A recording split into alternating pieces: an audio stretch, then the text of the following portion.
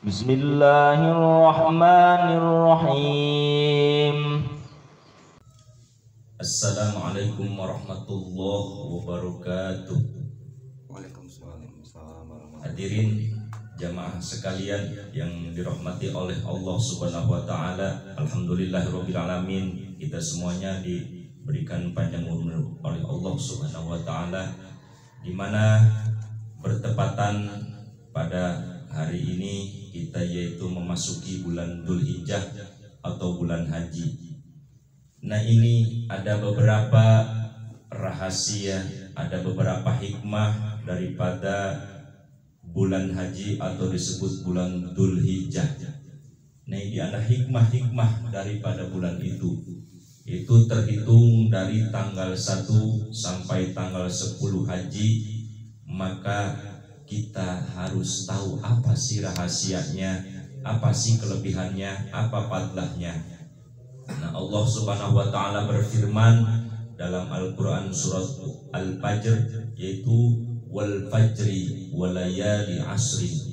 Allah bersumpah dalam surat Al-Fajri, yaitu mengatakan wal fajri, demi sholat fajar atau demi sholat subuh, walayali asrin, dan demi 10 hari pada bulan Dzulhijjah atau 10 hari pada bulan haji. Nah, ini kalimatnya Allah Subhanahu wa taala telah bersumpah dalam Al-Qur'an. Artinya ketika Allah bersumpah, berarti ini Al-Qur'anul Karim mengatakan Allah Subhanahu wa taala sangat-sangat kita harus mengorek apa itu dengan sumpahnya Allah Subhanahu wa taala. Kita langsung aja ke pembahasannya, di mana Allah Subhanahu wa taala atau Rasulullah sallallahu alaihi wasallam mengatakan, nah ini diriwayatkan warwiya an Ibnu Abbas anin Nabi alaihi salatu wasallam annahu qala yaumul ladzi ghafarallahu fihi li Adam alaihi salam awwalu yaumi min Dzulhijjah. Nah, ini hadis yang diceritakan oleh Sayyidina Abbas dari Rasulullah sallallahu alaihi wasallam mengatakan al-yaumul ladzi ghafarallahu fihi li Adam, yaitu pada hari itulah ketika Allah Subhanahu wa taala memberikan satu anugerah atau satu ampunan, padahal hakikatnya sebenarnya Nabi Adam itu tidak berdosa. Ini adalah asbab saja adanya alam dunia, adanya kita ini ketika Nabi Adam diturunkan oleh Allah Subhanahu wa taala dari surga, dikarenakan Nabi Adam melanggar satu kesalahan, yaitu memakan buah khuldi. Makalah terjadi adanya kita ini gara-gara Nabi Allah Adam alaihissalam. Nah, ketika itu Nabi Adam pada tanggal 1 Dzulhijjah, Nabi Adam kata Allah, "Kum ya Adam, qad ghafartu laka." Ketika Nabi Adam dibangunkan dari sujudnya, maka Nabi Adam di hari itulah Allah Subhanahu wa taala memberikan satu ampunan, yaitu bebas dari semua dosa. Bukan dosa ya sebenarnya, bukan dosa untuk hakikat Nabi, para Rasul Nabi itu tidak mempunyai dosa, dimaksum dari semua dosa. Tapi bahasanya ini itu bukan dosa. Nanti kita perpanjang lagi masalah itu di lain kali waktu. Nah, ini pada tanggal 1 Dzulhijjah, tanggal 1 haji, Allah Subhanahu wa taala memberikan satu kebebasan kepada Nabi Allah Adam, yaitu pada yaum hari atau malam 1 tanggal haji. Nah, untuk kita apa hikmah atau makna pengambilan dari dari cerita tadi? Kata Rasulullah sallallahu alaihi wasallam, man shoma dzalikal yaum ghafarallahu lahu kulla dzambin. Ketika seseorang, siapa saja yang beriman, siapa saja yang mampu untuk melaksanakan puasa di hari itu, ini akan ada balasan dari Allah. Apa itu balasannya? Ghafarallahu lahu kulla dzambin, seluruh dosanya dari mulai awal balik sampai dia detik itu puasa, Allah semuanya akan mengampuni ke seluruh dosanya. Amin ya robbal alamin. Itulah fadlah. Wal yaumus tsani istajaballahu du'a Yunus alaihi salam fa akhrajahu min batil hut. Yang kedua, Allah Subhanahu wa taala di mana hari kedua Allah Subhanahu wa taala yaitu terijabahnya doa Nabi Yunus alaihissalam. Ada apa Nabi Yunus? Ketika sejarah menceritakan bahwa Nabi Allah Yunus alaihissalam ketika itu dia meninggalkan kaumnya, dikarenakan kaumnya sangat tidak bisa diurus, sangat tidak bisa dinasihati, sehingga keluarlah Nabi Yunus dari kampungnya, dia menuju lautan, menuju ke satu kapal. Nah disitulah dia, singkat cerita, ditelan ikan. Nah dalam perut ikan itulah Nabi Allah Yunus alaihi salam berdoa, ya Allah, la ilaha illa anta, la ilaha illa anta, ya Allah, tiada Tuhan selain Engkau. Nah itu doanya Nabi Yunus terijabahnya pada tanggal 2 Dzulhijjah. Tanggal 2 Dzulhijjah lah Nabi Allah Yunus dikeluarkan dari perut ikan, terhampar di pinggir lautan. Nah itulah cerita atau sejarah tanggal 2 Dzulhijjah. Terus untuk kita apa pelaksanaan untuk kita ngambil daripada hadis itu? Kata Nabi Shallallahu Alaihi Wasallam, jadi man soma dzalikal yaum istajaballahu du'aahu.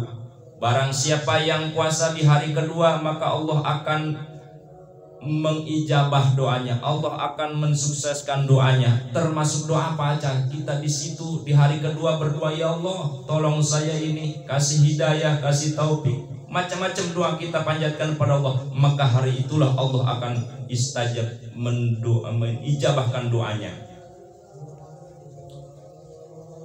Terus apalagi? Wal yaumul tsalitsul ladzi istajaballahu fihi du'a Zakaria alaihi salam, man shoma dzalikal yaum istajaballahu du'ahu.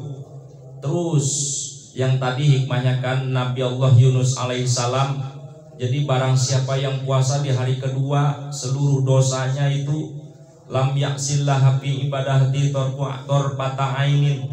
Jadi Allah Subhanahu wa taala, barang siapa yang puasa di hari kedua itu persis ibadahnya kaman abadallah ta'ala sanatan.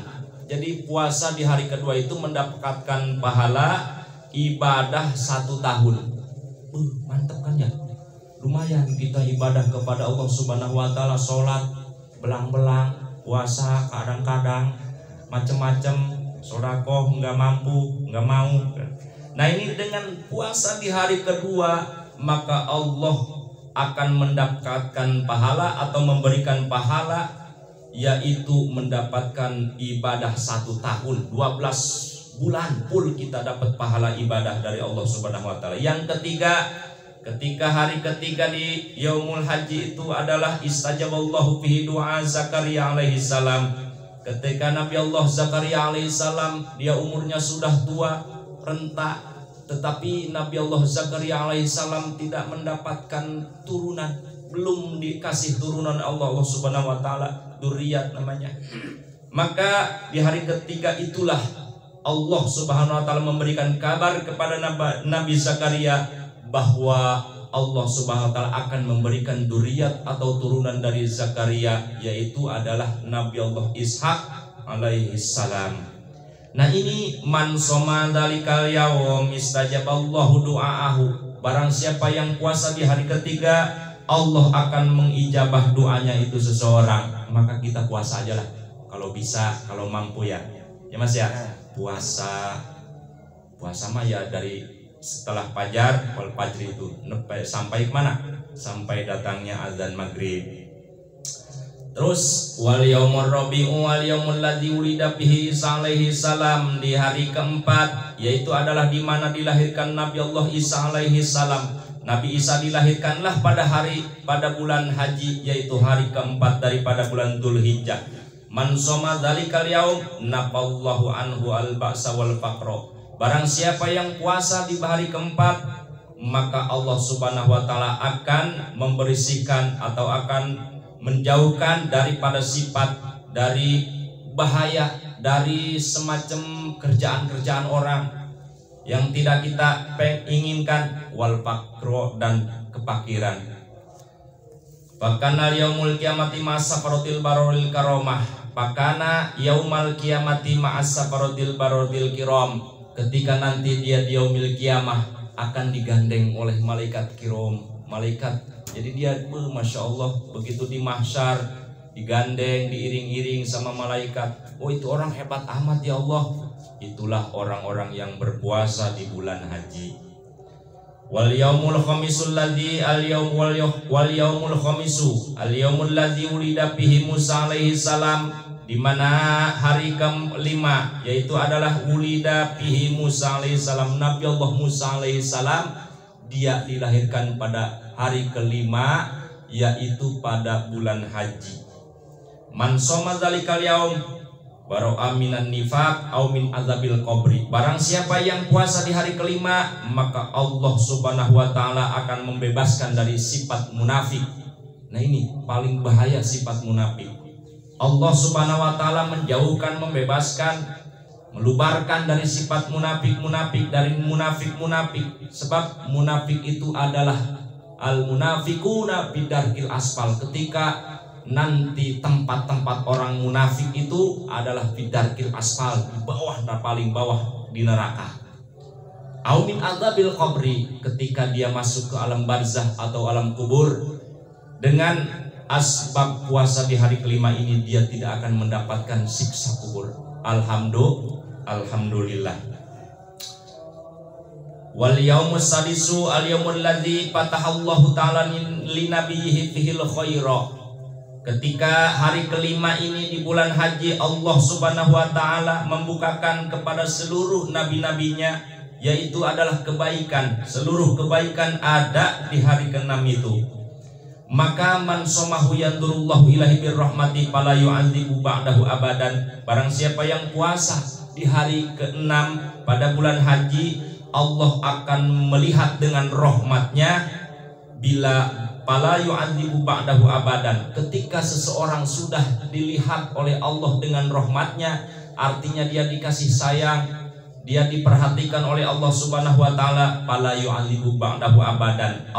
Ketika contoh seseorang, kita sudah sayang aja, kita sayang ke anak, kita sayang ke orang tua, kita senang ke tetangga, mana mungkin kan kita jahil, mana mungkin kan kita bertengkar, pasti rasa sayang kan. Maka Allah Subhanahu wa taala pun begitu, fala yu'adzibu ba'dahu abadan, selamanya dia tidak akan mendapatkan siksa Allah Subhanahu wa taala. Itulah hikmah daripada puasa ke berapa tadi?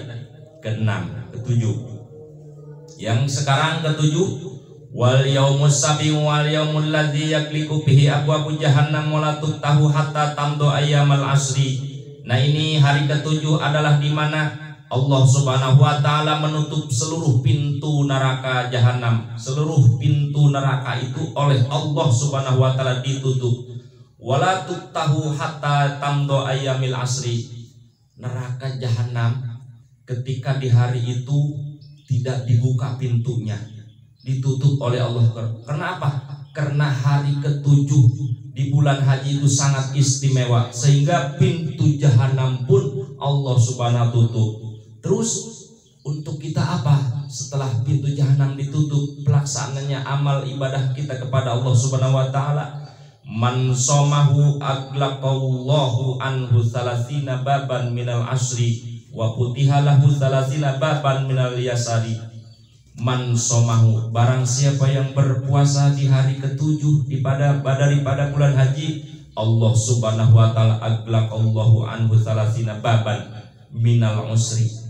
Allah akan menutup 30 pintu kesulitan.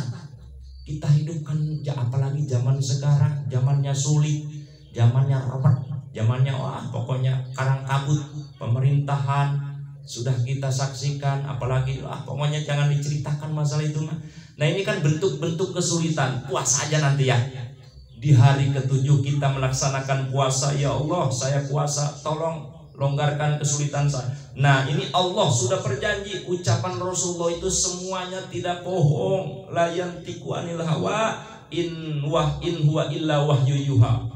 Ini ucapan Rasulullah, ucapan Kanjeng Nabi Muhammad SAW, bahwa barang siapa yang puasa di hari ke-7, maka Allah Subhanahu wa taala akan menutup 30 pintu kesulitan, wa putihalahu salasina baban minal yasari, dan Allah Subhanahu wa taala akan membukakan 30 pintu kelonggaran, pintu kegampangan, pintu babari, pintu gampang. Nah itulah kita pengen ini bisa, pengen itu gampang, tinggal kita ngedoa aja ke Allah Subhanahu wa taala. Wal yaumul tsamin wal yaumul ladzi yusamma yaumut tarwiyah. Nah ini hari ke-8, sebentar lagi kita akan memasuki lebaran Lebaran Idul Adha. Nanti kita bahas. Wal yaumul tsamin wal yaumul ladzi yusamma yaumut tarwiyah. Nah ini hari ke-8 ini dinamakan yaumut tarwiyah. Panjang ceritanya, yaumut tarwiyah itu ketika Nabi Allah Ibrahim alaihissalam, dia itu orang yang hebat, orang sugih, nabi yang paling di jazirah Arab itu, di jazirah Mekah. Ketika itu ada ucapan-ucapan atau kalimat begini, kalau kurang lebihnya, seandainya ya Allah saya mempunyai dikaruniai anak pun, saya akan korbankan demimu ya Allah. Nah itu bahasa itu yaumut tarwiyah. Nabi Allah ada mimpi. Jadi Nabi Ibrahim, laksanakan janjimu. Gitu. Nah ini bangun Nabi Allah Ibrahim alaihissalam. Apa ini ucapan benar? Apa bohong ya? Ini ilham ucapan ini bohong. Nah ini tarbiyah namanya. Nah ini untuk kita, man somahu aqta minal ajri ma la ya'lamuhu illallahu ta'ala. Barang siapa yang berpuasa di hari ke-8 tadi, aqta minal ajri, Allah akan memberikan ajru, pahala, ganjaran, ma la ya'lamuhu, tidak ada satupun orang yang tahu seberapa beratnya, seberapa gedenya, seberapa banyaknya itu pahala, illallahu ta'ala, kecuali Allah Subhanahu wa ta'ala. Jadi tidak bisa digambarkan dengan ucapan itu pahala. Ya Allah ya Karim. Itulah hikmah daripada beberapa kita berpuasa di bulan Dzulhijjah. Terus belum, masih ada, yaitu puasa ke-9. Tadi yang ke-8, yang ke-9 wal yaumut tasi'u al yaumul ladzi huwa yaumul arfah, yang puasa tanggal 9 al yaumul ladzi, yaitu dinamakan yaumul arfah. Yaumul arfah, hari arfah. Yaumul arfah itu ketika Nabi Allah Ibrahim alaihissalam bermimpi kedua, malam kedua, maka seperti bahasa demikian Nabi Adam di dalam mimpinya, yaitu ya Ibrahim, laksanakan ucapanmu, laksanakan nadarmu. Nah inilah yaumul arfah. Pagi-pagi setelah sholat subuh, maka Nabi Allah Ibrahim alaihissalam mengerti bahwa itu adalah benar ucapan yang dulu, masa dulu Nabi Allah Ibrahim ucapkan. Maka dilaksanakanlah janjinya, yaitu mempunyai anak Nabi Allah Ismail. Panjang ceritanya. Terus man somahu kana kafarotan lisanatin madiyatin wasanatin mustaqbalatin wa huwal yaumul ladzi unzila bihi al yauma akmaltu lakum dinakum wa atmamtu alaikum nikmati. Ketika kita berpuasa di tanggal 9 atau di yaumul arfah, kana kafarotan lisanatin madiyatin, maka setelah kita beres puasa di tanggal 9, kafarotan lisanatin madiyatin, Allah Subhanahu wa ta'ala menghapus. Ini dosa ini kan kayak semacam video, ada video macam-macam, ada semua di malaikat catatannya ada. Nah ini dosa yang 12 bulan kita melaksanakan dosa selama setahun, kafaroh akan dihapus. Semua dosa itu hilang aja. Gimana kita cara? Ditipek lah bahasa ininya. Ditipek, dosa itu nggak ada sama sekali. Oleh karena kita berpuasa di tanggal 9, maka minimal lah untuk kita yuk 1 hari atau 2 hari yaumut tarwiyah, yaumul arfah, kita laksanakanlah berpuasa karena Allah Subhanahu wa ta'ala. Karena Allah, nawaitu sauma min yaumit tarwiyata sunnatalillahi ta'ala. Nawaitu sauma liyaumi arfata sunnatalillahi ta'ala. Sejak saya niat puasa di yaumi tarwiyah karena Allah Ta'ala. Sejak saya puasa di yaumi arfah karena Allah Ta'ala, bukan karena apa-apa. Insya Allah itu Allah akan membalas semuanya, termasuk hari itu paling istimewa di terakhir puasa tanggal 9 untuk kita melaksanakan puasa Allah Subhanahu wa Ta'ala. Dosa 1 tahun itu dihapus oleh Allah Subhanahu wa Ta'ala. Enak kan? Gampang. Kita tinggal melaksanakan karena Allah aja. Terakhir tanggal 10 adalah wal yaumul ashiru huwa yaumul adha. Man korba kurbanan pihi babi awali kotrotin kotorot min damihi ghafarallahu lahu dzunubahu wa dzunuba iyalihi wa man at'ama fihi mu'minan aw tasaddaqa fihi bi sadaqatin ba'atsallahu ta'ala yaumal qiyamati amana wa yakunu mizanuhu athqala min jabali uhudin. Masya Allah, tabarakallah. Ya mah sekalian, besoknya kita setelah berpuasa, terus Allah Subhanahu wa Ta'ala memberikan keleluasaan rizki untuk berkurban. Adha itu kan kurban. Ayatnya mana? Surat Al-Kautsar. Bismillahirrahmanirrahim. Inna a'tainakal kautsar fasholli li rabbika wanhar. Inna syani'aka huwal abtar. Wanhar, berkorbanlah. Muhammad, khususnya hitopnya ke Nabi Allah Muhammad, Nabi kita Nabi Muhammad Sallallahu Alaihi Wasallam, umumnya hitopnya ke kita umatnya. Maka pada hari itulah kita pelaksanaan kurban. Panjang kalau kita bahas kurban. Kurban itu adalah apa makna dari kurban? Kurban itu adalah taqarrub. Kita mendekati Allah Subhanahu wa Ta'ala, pendekatan kepada Allah Subhanahu wa Ta'ala melalui hewan kurban yang sudah ada aturan-aturannya, nanti dibahas di lain kali, di lain pasol. Jadi ini mah hikmah. Man qaruba qurbanan bihi babi awali kotrotin kotorot min damihi ghafarallahu ta'ala dzunubahu. Barang siapa yang melaksanakan kurban pada hari Idul Adha atau setelah hari Idul Adha, ada yang dinamakan hari tasyrik, 3 hari setelah Idul Adha. Itu masih berarti 4 hari dong. 4 hari, 1 hari Idul Adha, yang 3 hari Ayyamut Tasyrik. 3 hari itulah, 4 hari itulah kita manfaatkan untuk melaksanakan kurban kepada Allah Subhanahu wa Ta'ala. Ini kata Rasulullah, man qaruba kurbanan, barang siapa yang taqarrub, berkorban demi Allah Subhanahu wa Ta'ala, pabi awali kontrotin, ketika hewan itu disembelih, entah itu kambing, kerbau, sapi, unta dan sebagainya, kotorot indambihi, ketika darahnya itu netes ke bumi, ghafarallahu lahu dzunubahu, Allah Subhanahu wa Ta'ala, tetesan darah menetes ke bumi, Allah Subhanahu wa Ta'ala memberikan ampunan kepada dosa yang berkorban tadi. Semua dosa diampuni.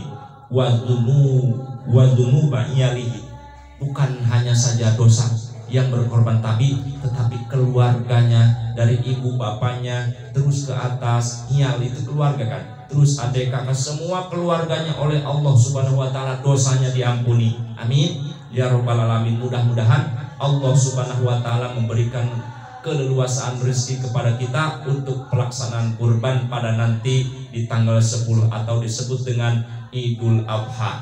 Waman at'ama bihi mu'minan, ketika kita memberikan daging-daging kurban kepada yang membutuhkan, dibagikan dengan kita iman kepada Allah Subhanahu wa Ta'ala, tidak ada rasa di hati kita untuk dipuji atau apapun lah penyakit-penyakit hati, atau kita tidak mampu berkurban pada hari itu, cuman kita hanya bisa bersodakoh uang 1000 atau berapalah, pokoknya intinya kita sodakoh, memberikan makan pada hari itu. Ba'atsallahu yaumal qiyamati amanan, ketika Allah Subhanahu wa Ta'ala membangunkan yaumil qiyamah, kita kan setelah di alam barzah, di alam kubur, Allah Subhanahu wa Ta'ala akan membangunkan kita untuk menuju alam mahsyar.